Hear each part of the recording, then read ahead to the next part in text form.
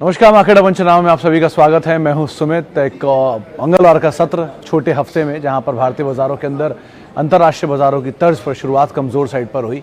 Second half में एक strong recovery आई, specially Nifty bank के अंदर, जो कि हरे निशान में लेके गई। रफली 100 अंकों के आसपास की तेजी के साथ निफ्टी बैंक बंद होता हुआ दिखाई पड़ा। लेकिन आज सुबह से ही, चाहे वो फ्रंटलाइन इंडेक्स हो, निफ्टी या सेंसेक्स या फिर दोनों ही मिड कैप स्मॉल कैप, दोनों में ही एक प्रेशर देखने को मिल रहा था। करीब 2.5% तक का फॉल एक समय में mid cap small cap index में आया। हालांकि सेकंड हाफ तक आते आते जो इंडेक्स की रिकवरी है वो 1.25% के आसपास ज़रूर देखने को मिली। यानी कि 1% की रिकवरी के बाद mid cap small cap index 1.25% या 1% की बिकवाली के साथ बंद होते हुए दिखाई पड़े।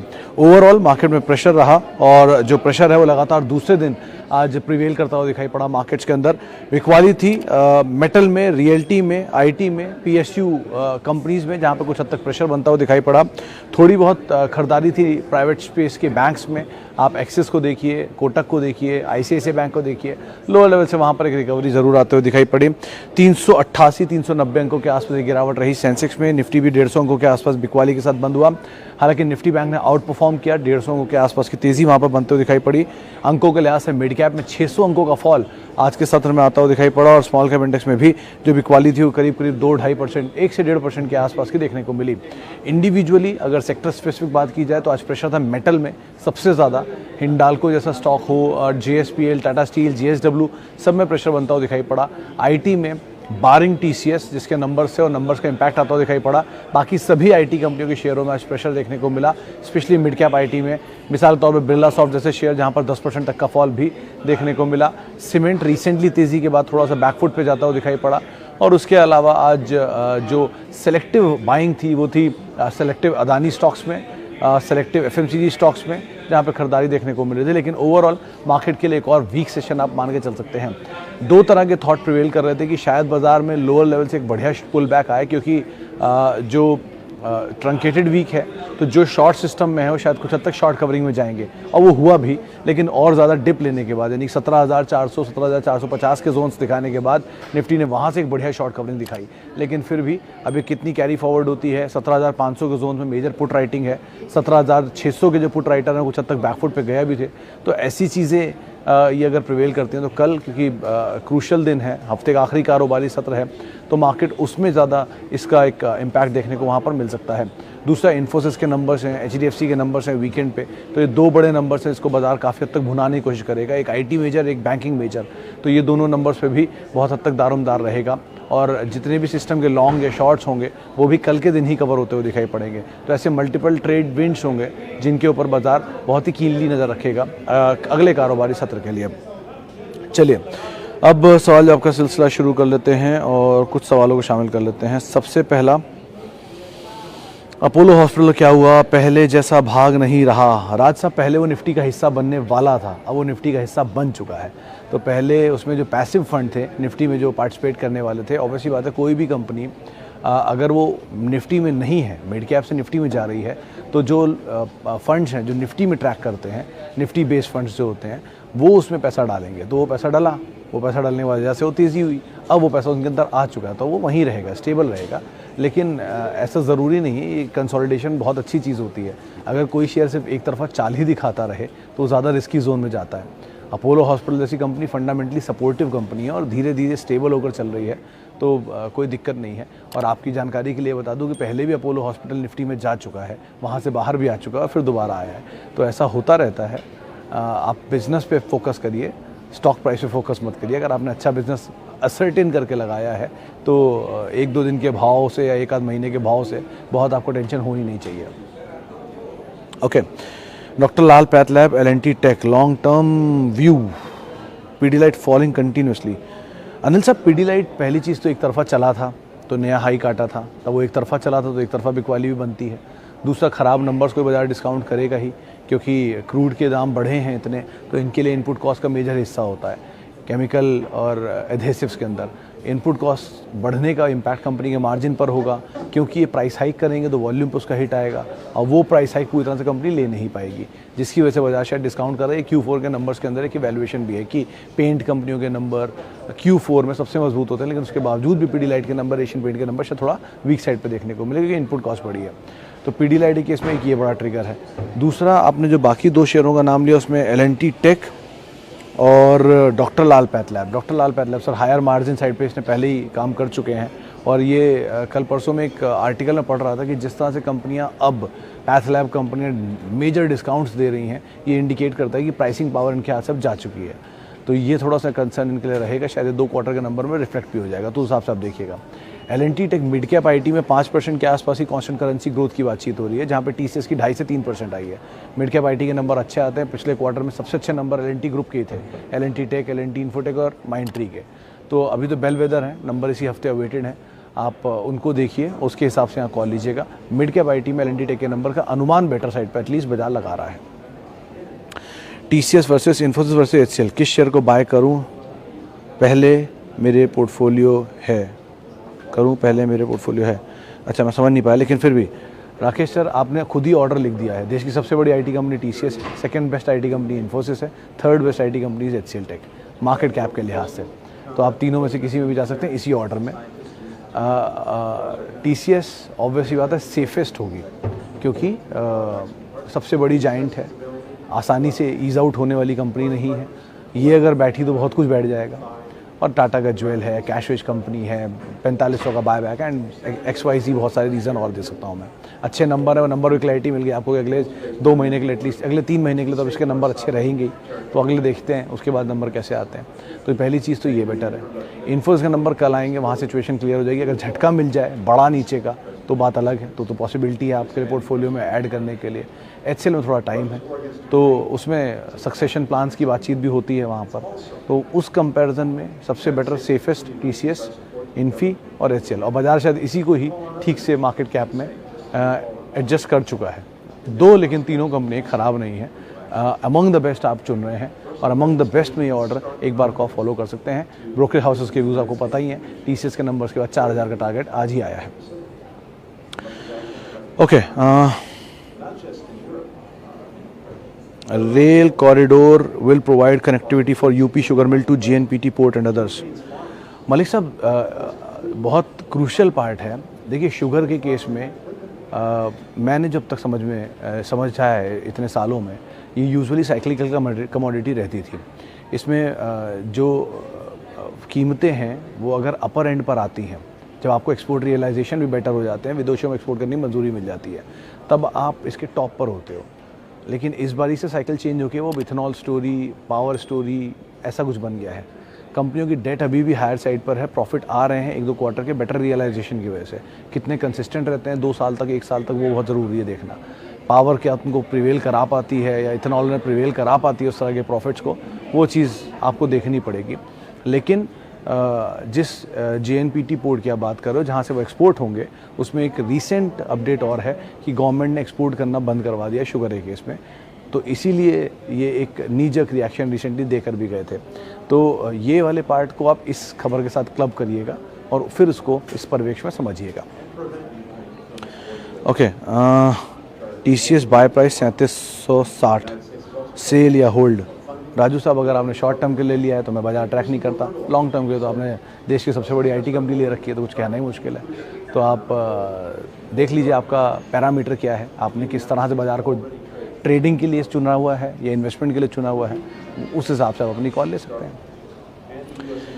अच्छा जी, हीरो मोटोकॉर्प में विनोद जी ये क्वार्टर के नंबर और देख लीजिए, क्योंकि इनपुट कॉस्ट बढ़ी है, 1, पेट्रोल के प्राइसेस बढ़े हैं, 2, बीच में कॉर्पोरेट गवर्नेंस की बातचीत भी आपने सुनी ली होगी, वो रेड वन ने पढ़ने की खबरें भी थी, 3। तो ये कुछ चीज़ें हैं जिसको बाजार ने बहुत थम्स डाउन दिया है। हैविंग सेड दैट, लेकिन बहुत ज़्यादा अब शायद डाउन साइड नहीं है, क्योंकि इतना ऑलरेडी कुछ बुरा ये देख चुके हैं ओवर पीरियड ऑफ टाइम। तो डाउन साइड की लिमिटेशन जब भी होती है, या जब भी कोई स्टॉक अपने लोज के आसपास होता है या बहुत बुरा दौर देख रहा होता है, तो उसमें और कुछ होने के लिए होता नहीं है। ये आप मान के चलिए कि आप किसी भी लॉस मेकिंग कंपनी के सामने एक प्रॉफिट मेकिंग कंपनी को देख रहे हैं जो कि कैश जनरेट कर रही है और दुनिया की सबसे बड़ी 2 व्हीलर कंपनी है। तो सिचुएशन सिनेरियो हमेशा उस कंपनी से बेटर रहेगा। तो जो कंपनियों की वैल्यूएशन लॉस मेकिंग बिजनेसेस को मिल रही है, अगर कभी वो वैल्यूएशन इनको मिली तो इनकी वैल्यू क्या होगी, आप इस परिवेश में भी इसको एटलीस्ट रीड कर सकते हैं। 2 कंपनी में तो ऑब्वियसली बात है, ऐसा कोई ट्रबल नहीं, बस हेडविंड्स ज़्यादा है इस समय। ओके, कोफोर्ज 4440 के दाम पर 25 शेयर। सर बहुत ऊपर के एंड पे आप एंटर करके गए हैं। मतलब जब ये NIT टेक होता था तब तो ये 1800 रुपये के आसपास के दाम होते थे। वहाँ से चलते चलते 2000, 2500, 3000 चला भी बहुत तेज़ है। तो ऑब्वियसली बात है आप अपर एंड पे फंसेंगे भी। लेकिन कंपनी में कोई ख़ास खराबी नहीं है। PE फंड बेस्ड कंपनी है। वो पीछे बेयरिंग PE ने अपना कुछ स्टेक बेचा था, जिसके बाद इसमें स्टेक बिकने के बाद फॉल आया था। इस क्वार्टर के नंबर पर आप नज़र रखिएगा, 4-5% की कांस्टेंट करेंसी ग्रोथ की बातचीत बाजार में है। इनफैक्ट इनके लिए नहीं, इनकी Mindtree, L&T tech, L&T Infotech, इन बिरला सॉफ्ट, इन सब के केस में 4 से 5% की ग्रोथ की बातचीत है। TCS और हैवी वेट जितने हैं उनके लिए 2 से 3%, 2.5 से 3, 3.5% तक की बातचीत की जा रही है। तो बेटर साइड पे नंबर आने का अनुमान तो एटलीस्ट बाजार नहीं मान रहा TCS के नंबर का, बहुत बड़ा फायरवर्क नहीं होगा। लेकिन अगर ज़रा सी भी आउट परफॉर्मेंस आ गई तो स्टॉक ऑलरेडी काफ़ी पिटा हुआ है, शायद एक बाउंस बैक दे देगा। तो कंपनी ठीक है, टाइम फ्रेम भी ठीक रखिए और न्यूज़ फ्लोज के ऊपर नज़र रखिए, नंबर्स को क्रूशियली वॉच करिएगा।